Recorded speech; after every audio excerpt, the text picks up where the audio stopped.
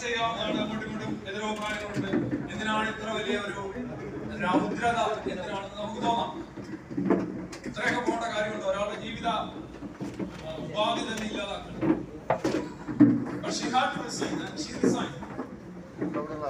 ഒന്നുമില്ലാത്ത അവസ്ഥ വന്നു കഴിഞ്ഞാൽ അവർ വിശ്വാസം നിർത്തുകയല്ല ചെയ്യുന്നത്, മറിച്ച്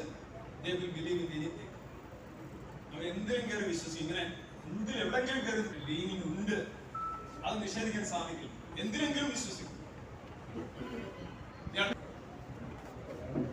മനുഷ്യന് വിശ്വസിക്കാനുള്ള കഴിവിനെ കുറിച്ച്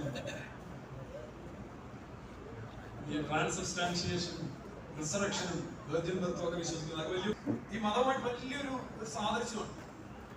ഇങ്ങനെ ഡിജിറ്റലി ലോക്ക്ഡ് എന്ന് പറഞ്ഞു കഴിഞ്ഞാൽ പുള്ളിയുടെയൊക്കെ പറയുന്നത് മൊബൈൽ ഫോൺ ഓൺ ചെയ്ത് വെക്കും. നിങ്ങൾ എപ്പോഴും അതിന് മുന്നിൽ ഉണ്ടാവണം. ബാത്റൂമിൽ പോകണമെങ്കിൽ മൊബൈൽ ഫോൺ അങ്ങോട്ട് തിരിച്ചു വെച്ചിട്ട് പോകണം. പുള്ളി അത് വിശ്വസിക്കാണ്. എന്തുകൊണ്ട് വിശ്വസിച്ചൂടാ പുള്ളിക്ക്? പുള്ളി ഇതിനേക്കാൾ ഭയങ്കര കാര്യങ്ങളാണ് വിശ്വസിക്കുന്നത്. വിശ്വസിക്കാൻ തുടങ്ങി കഴിഞ്ഞാൽ പിന്നെ ഒരു അന്തവും ബന്ധവുമില്ല എന്നുള്ളതാണ്.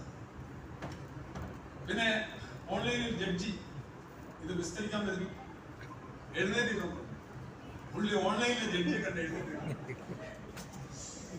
ചിരിക്കാതിരിക്കാൻ എന്ത് പാടുപെട്ട് കാണും മറുവശത്തിരിക്കുന്നു. അവര് പക്ഷെ അദ്ദേഹം ഒരു ഇന്റലക്ച്വൽ ഫിലോസഫർ ഒക്കെയാണ്. അദ്ദേഹം പുസ്തകങ്ങളൊക്കെ എഴുതിയിട്ടുണ്ട്. അദ്ദേഹം ഇവിടുത്തെ രാഷ്ട്രീയത്തെ നിയന്ത്രിക്കുന്ന ആളാണ്. അദ്ദേഹം ഇവിടെ ഭരണാധികാരികളുടെ കണ്ണിലുണ്ണിയായിരുന്നു. അടുത്തത് മാത്രം ചെറിയൊരു സ്പെല്ലിംഗ് മിസ്റ്റേക്ക് ഉണ്ടായി, അത് നിങ്ങൾക്കറിയാം. ഞാൻ അതിലേക്ക് കടക്കുന്നില്ല. Is many times 100 times better than Muhammad. Jesus Christ ഒരു ദൈവത്തെ കുറിച്ചാണ് പറഞ്ഞത്. ജീസസ് ക്രൈസ്റ്റ് ജീവിച്ചു എന്നാണ് പറയുന്നത്. മുഹമ്മദും ഒരു ദൈവത്തെ കുറിച്ചാണ്. മുഹമ്മദും ജീവിച്ചു. രണ്ടുപേരും എഴുതിയത് പറഞ്ഞതുമാണ്.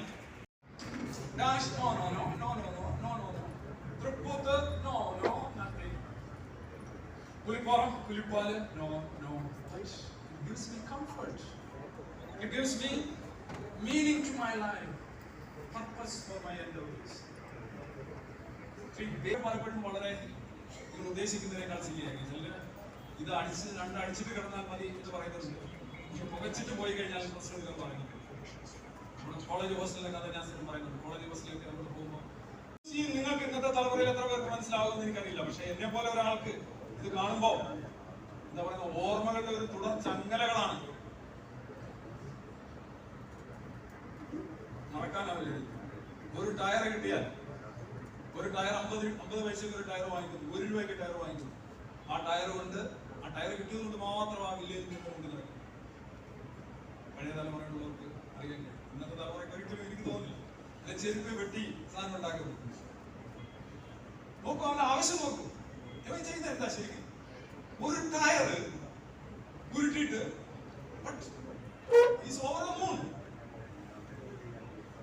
അവൻ ആനന്ദത്തിന്റെ ഉന്മാദ ലഹരിയിലാണ്. പരമാവധി ആനന്ദം ഉണ്ടാക്കുക, അതാണ് മീനിങ് എന്നത്. അത്രേ ഉള്ളൂ. പിന്നെ നിങ്ങൾ തോന്നാം, നിങ്ങൾ ജീവിച്ചിരിക്കുമ്പോൾ പല നല്ല നല്ല കാര്യങ്ങളൊക്കെ ചെയ്ത് ഖ്യാതി നേടി ഇമേജ് ഒക്കെ ഉണ്ടാക്കി നിങ്ങൾ മരിക്കുമ്പോൾ വലിയൊരു ആൾക്കൂട്ടം നിങ്ങളുടെ വീട്ടിൽ, അല്ലെങ്കിൽ ഗതാഗത തടസ്സങ്ങൾ ഉണ്ടാകുന്നു, അതൊക്കെ ഇങ്ങനെ എല്ലാവരും സ്വന്തം മരണത്തെ കുറിച്ചൊക്കെ ചിന്തിക്കുന്നു. See, that's one way of producing happiness for yourself. By just thinking about it. ഞാൻ മരിക്കുമ്പോൾ എന്തായിരിക്കും? കവിതയൊക്കെ എഴുതാം. പക്ഷെ ഞാൻ പറയുന്നത് ഇത്രേ ഉള്ളൂ. ഇതിനകത്ത് വല്ലാതെ ഏതൊരു മനുഷ്യന് കൊതിക്കുന്ന ആ ന്യൂറോളജിക്കൽ എക്സലൻസ്, ആ പീക്കുണ്ടല്ലോ, അതിന് അതൊന്നും നോക്കുന്നില്ല. അത് വളരെ നിർവ്യാജമായിട്ട് നിഷ്കളങ്കമായിട്ടുള്ള ആനന്ദമാണ് ഈ.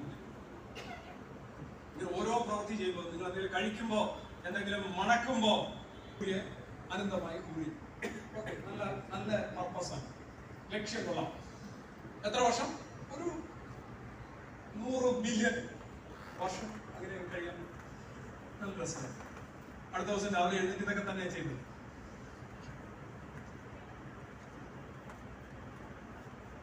കിക്കില്ലാത്ത മന്തി, കിക്ക്ലെസ് മന്തി,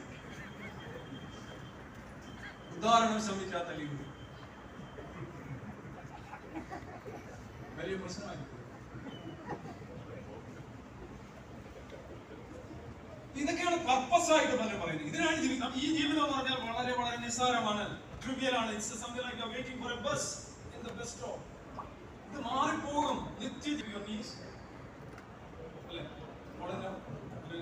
പ്രൊപ്പോസ് ചെയ്യാനായിട്ട് മുട്ടുകുത്തണ്ടേ? അങ്ങനെ മുട്ടുകുത്തി നിങ്ങളെ മുട്ട് പോവില്ലേ? നിങ്ങൾ ഫോൺ ചെയ്താൽ എന്ത് സംഭവിക്കും? മുട്ടുടയില്ലേ? മുട്ട്, കാൽമുട്ട്. ഇപ്പോൾ വേറെ എന്തെങ്കിലാണോ പറയുന്നത്? ഫോൾ ഇൻ ലവ് എന്നാണ് പറയുന്നത്. അതിൽ തന്നെ ഒരു ട്രാമ്പിന്റെ ഒരു അർത്ഥമുണ്ട്. പ്രണയത്തിൽ വീഴുക എന്നാണ്. പ്രണയത്തിലേക്ക് കയറുക എന്നാലും പറയാൻ പറ്റും. അവസാനം ഈ സോഷ്യൽ മീഡിയയിലൊക്കെ പ്രചരിപ്പിച്ച ഒരു സ്കൂളിന്റെ പടമാണ്. ആ സ്കൂള് മാത്രം ബാക്കിയായി. അപ്പൊ പലരും പറയുന്നുണ്ടായിരുന്നു, ഈ സ്കൂളിന്റെ സ്ഥാനത്ത് ഒരു പള്ളിയോ ഒരു അമ്പലമോ ആയിരുന്നെങ്കിൽ ഇതൊക്കെ ന്യൂയോർക്കിലും പിന്നെ സൗരയൂഥത്തിന് പുറത്തു വരെ ചെന്നേനെ, പൈസ വന്നേനെ, ഇവിടെ മറ്റേ നടന്നേനെ മത്സരം. ശരിയാണ്. കാരണം പറയുമ്പോൾ ഈ പ്രളയത്തെ അല്ലെങ്കിൽ ഉരുൾപൊട്ടലിനെ അതിജീവിച്ച അള്ളാഹുവിന്റെ ആലയം, അല്ലെങ്കിൽ കൃഷ്ണന്റെ അമ്പലം, അല്ലെങ്കിൽ യേശുവിന്റെ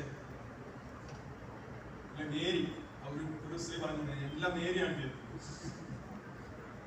ഞങ്ങൾ രക്ഷപ്പെട്ടത് മേരിയോട് വിളിച്ച് പ്രാർത്ഥിച്ചു. ബാക്കിയുള്ളവർ ഒഴുകിപ്പോയവരും മരിച്ചവരും കാണാതായവരൊക്കെ മേരി കിട്ടാനുണ്ടായിരുന്നില്ല എന്നാണ് പറയുന്നത്. അപ്പൊ ഇത്രയും പേര് ഈ സത്യത്തിൽ എന്താ പ്രശ്നം അറിയും? ഇവര് പറയുന്ന ഒരു കാര്യം, നന്മയും തിന്മയും ദൈവത്തിൽ നിന്നാണ്, ശിക്ഷയും അനുഗ്രഹവും ദൈവത്തിൽ നിന്നാണ്, എല്ലാം ദൈവത്തിൽ നിന്നാണ്, പിശാച് ദൈവത്തിൽ നിന്നാണ്, എത്തീസ്റ്റുകൾ ദൈവത്തിൽ നിന്നാണ്, എല്ലാം ദൈവത്തിൽ നിന്നാണ്. അപ്പൊ പിന്നെ എങ്ങനെ പ്രാർത്ഥിക്കാൻ പറ്റില്ല? Can you pray if everything is from God? അവരുടെ തീരുമാനമാണെങ്കിൽ നിങ്ങൾ എന്താ പ്രാർത്ഥനയോടെ ചെയ്യുന്നത്? തീരുമാനം ഒന്ന് മാറ്റാമോ എന്ന് ചോദിക്കലല്ലേ? ആരോടാ ചോദിക്കുന്നത്? ഈ പ്രപഞ്ചം പടച്ചവരോട് ചോദിക്കുക. അതെ, ഇന്നലെ നിങ്ങളത് ശരിയല്ല, സെക്രട്ടേറിയറ്റിന് മുന്നിൽ പോയി മുദ്രാവാക്യം വിളിക്കുന്നത് പോലെയാണല്ലേ. തീരുമാനം മാറ്റാനാണ് പറയുന്നത്. എല്ലാ പ്രാർത്ഥനയും പരമാവധി ദൈവവിരുദ്ധമാണ്. പ്രാർത്ഥനകളുടെ സിലബസ് എന്ന് പറഞ്ഞാൽ ദൈവത്തെ വെല്ലുവിളിക്കുക, മാറ്റണം. നമ്മളെ നോക്കൂ, നിങ്ങൾക്ക് ഇഷ്ടമുള്ള നിങ്ങൾ ചെയ്യുക. നിങ്ങളുടെ പരമാധികാരത്തെ നമ്മൾ വെല്ലുവിളിക്കില്ല. ഇനി അഥവാ ഒരു നാസ്തികനായ ദൈവം എന്ന് പറഞ്ഞാൽ ദൈവം ഉണ്ടെങ്കിൽ ചുമ്മാ ജസ്റ്റ് ഫോർ ഏറ്റവും കൂടുതൽ സ്നേഹിക്കുന്ന എത്തീസ്റ്റുകളെ ആയിരിക്കും. കാര്യം ഇവരെ കൊണ്ട് ഒരു ശല്യമില്ല. എഴുതുന്ന തിരുത്താൻ പറയുന്നില്ല, തീരുമാനം മാറ്റാൻ പറയുന്നില്ല. എന്ത് നല്ല മനുഷ്യൻ, കൊടുക്കുന്നത് വാങ്ങിച്ചോണ്ട് പോകുന്നു, ശിക്ഷിക്കുന്നുള്ള പേടിയിൽ കിടന്ന് വിതുമ്പൊന്നുമില്ല, ഒന്നുമില്ല. പിന്നെ ഇടയ്ക്കിടയ്ക്ക് എന്നെ ഒരു കുറെയൊക്കെ ട്രോളും. വെരി ഹാപ്പി വിത്ത് ഇതിനല്ല വണ്ടേ എടുത്തിട്ടുണ്ട്. ദൈവം എന്തിനാണ് കുട്ടികൾക്ക് ക്യാൻസർ കൊടുക്കുന്നത്? എന്തിനാണ് ഉറങ്ങിക്കിടക്കുന്ന മനുഷ്യരെ ഒഴുക്കിക്കളയുന്നത്? എന്തിനാണ് മുറിവിലുക്കം ഉണ്ടാക്കുന്നത്? എന്തിനാണ് അതുണ്ടാക്കുന്നത് ഇതുണ്ടാക്കുന്നത്? ദൈവം പരീക്ഷിക്കുക. ഉറപ്പില്ലാത്തൊരു പ്രസ്താവനയാണ് ഈ പരീക്ഷ. പരീക്ഷ എന്ന് പറഞ്ഞു കഴിഞ്ഞാൽ എന്താണ്? ഞാൻ അധ്യാപകൻ എന്ന നിലയിൽ ഞാൻ എന്റെ കുട്ടികളെ പരീക്ഷിക്കും. അമ്മാരെ എവിടെ നിൽക്കുന്നത് എനിക്ക് അറിയില്ല കൃത്യമാണ്. അവരെങ്ങനെ ശ്രദ്ധിച്ചിട്ടാന്നൊക്കെ പറഞ്ഞിരിക്കും. നല്ല കിട്ടുന്നുണ്ടോ എന്ന് അത് പരീക്ഷ നോക്കിയാൽ അറിയാൻ പറ്റും. ഞാൻ പരീക്ഷിക്കും, ഞാൻ ചോദ്യങ്ങൾ ചോദിക്കും. പക്ഷെ ദൈവത്തിന് ഒന്നും ആവശ്യമില്ല. ആരും പുള്ളി സർവജ്ഞനാണ്, ഒരുപാട് സർവയാണ്. അങ്ങനെ ചെയ്യുകയാണെങ്കിൽ പുള്ളി സർവജ്ഞനല്ല. പക്ഷെ പുള്ളി controller of examination of the universe ആണ്. സർവവും പരീക്ഷണം. തലവേദന വരികയെന്ന് പറഞ്ഞു കഴിഞ്ഞാൽ നിങ്ങളെ ഒരു കാര്യം ബോധ്യപ്പെടുത്തലാണ്. നിങ്ങൾ തലവേദന വന്ന് സൈക്കിൾ ചെയ്യാതെ നിങ്ങൾ പോയൊരു MRI സ്കാൻ എടുക്കും. MRI സ്കാൻ എടുക്കുമ്പോൾ കാണാൻ നിങ്ങൾക്ക് ഒരു ചെറിയൊരു ട്യൂമർ വരുന്നു. ഒരു ക്യാൻസറസ് ആകാം, അല്ലാതാകാം, വിനയിനാകാം. അപ്പോൾ ഉടനെ കൊണ്ട് ഉപഹാരം സമർപ്പിക്കാനായി സോഹനെ ക്ഷണിക്കുന്നു.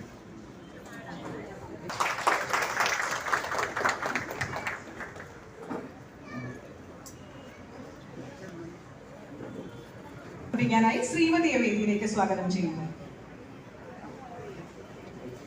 പറയാനുള്ളത്, നമ്മുടെ പരിപാടി അവസാനിച്ചിട്ടില്ല. എല്ലാവരും അവിടെ തന്നെ ഇരിക്കണമെന്ന് അഭ്യർത്ഥിക്കുക.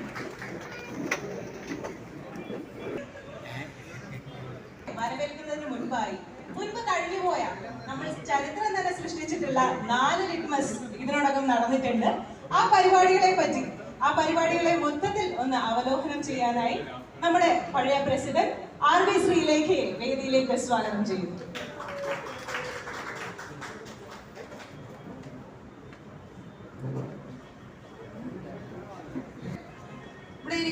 ഒട്ടനവധി പേരും നമ്മുടെ 5 ലിറ്റ്മസും പങ്കെടുത്തിട്ടുണ്ടാവുമെന്ന് ഞാൻ കരുതുന്നു.